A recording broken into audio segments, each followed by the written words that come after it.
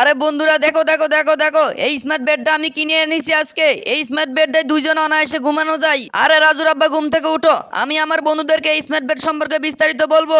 বন্ধুরা, এই smart বেডটি 3 feet by 5 fit লম্বা এবং 1.5 ফিট উঁচু। এই স্মার্ট বেডটি আমি 5,000 টাকা দিয়ে কিনে এনেছি। এই রাজুর আব্বা, তুমি আমার ওখানে গেলে কেন? আমার লাইভের সামনে আসো। আর হ্যাঁ বন্ধুগণ, এই স্মার্ট বেডটি প্রত্যেকের ঘরে থাকা উচিত। অনেক সময় মেহমান অতিথি আসে। হ্যালো আপু, আপনার কি ঘুম আসতেছে নাকি? আরে ভাই, কেন ডিস্টার্ব করতেছেন কেন? আরে না, ডিস্টার্ব করতেছি না।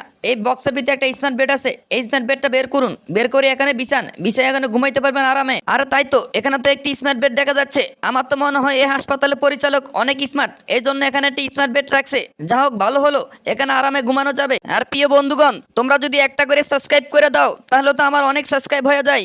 প্রিয় বন্ধু, তোমরা সাবস্ক্রাইব করো না কেন? এই ছবিটা যদি ভালো লাগে থাকে তাহলে সাদা লেখাটায় টিপ দিয়ে একটি সাবস্ক্রাইব করে দাও আর একটি লাইক করে দাও। ধন্যবাদ প্রিয় বন্ধু। পরবর্তী নিত্য নতুন ভিডিও পেতে সাবস্ক্রাইব করতে ভুলবেন না।